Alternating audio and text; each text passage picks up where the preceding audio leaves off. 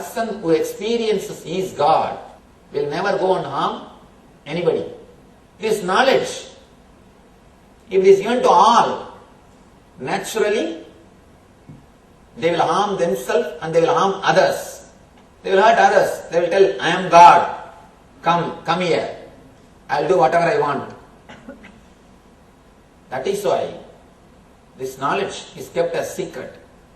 It's like if terrorists know the secret of atom bomb, naturally it is dangerous for them and for the world. If terrorists know about the secrets of atom bomb, naturally it is dangerous. Same way, this is the secrets of spiritual world, inner world. A person who is not qualified, if he knows the secret, it is dangerous for him. Krishna revealed the secrets only to qualified people.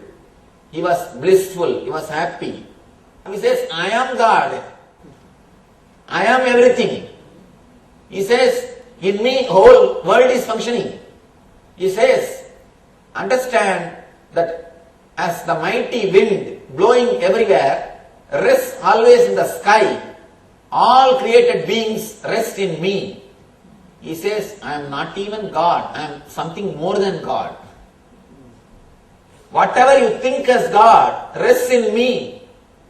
All created beings rest in me. He is declaring the truth to a person who can realize it, to a person who can understand it, not to the person who is not able to realize. You need to see whether the person is matured enough or not to receive the truth. Here, Krishna says it is secret because it can be delivered only to a person who is qualified. You see, the first 2-3 chapters, he speaks about the Shastra, intellectual knowledge which can be given to anybody. But these chapters are intimate secrets delivered only from a master to disciple. Only to a disciple who is qualified, who is really interested to receive this knowledge, who really wants this knowledge.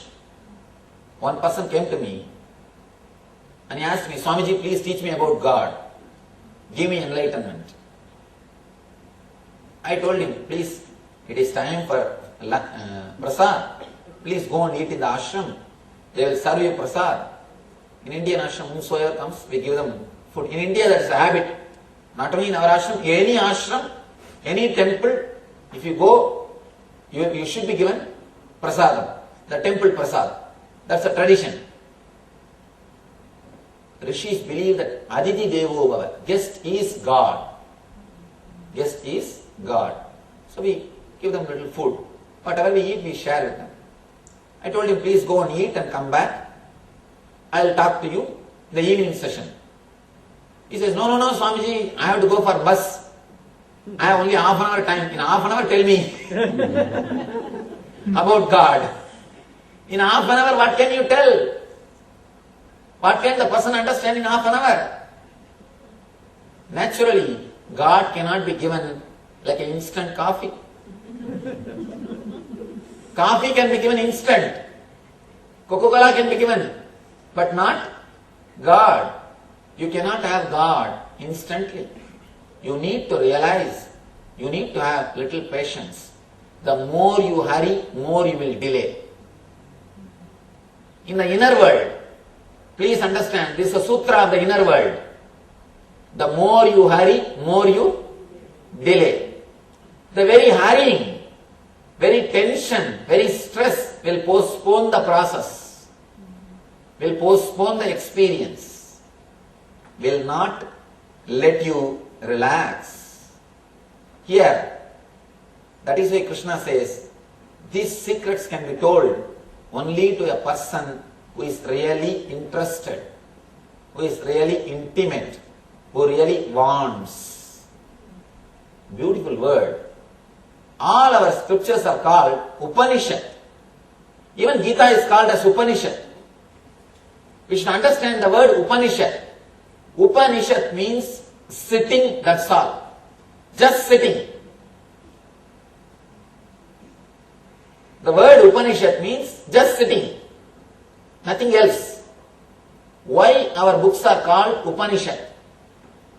Because it can be taught only to a person who is waiting for master, who is just sitting and waiting for master. It cannot be given to a person who is doing business, means who wants to do business with master, who comes with a idea of give and take. No, it can be given only to a person who waits, who is waiting to receive this knowledge. If a person comes with a business agreement, business contract, he will say, why should I wait? You give that, I will give this, over.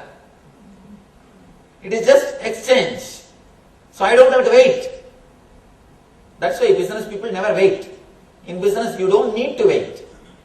But when it comes to spiritual knowledge, it cannot be transmitted as business. I always tell people, spiritual knowledge is win-win situation.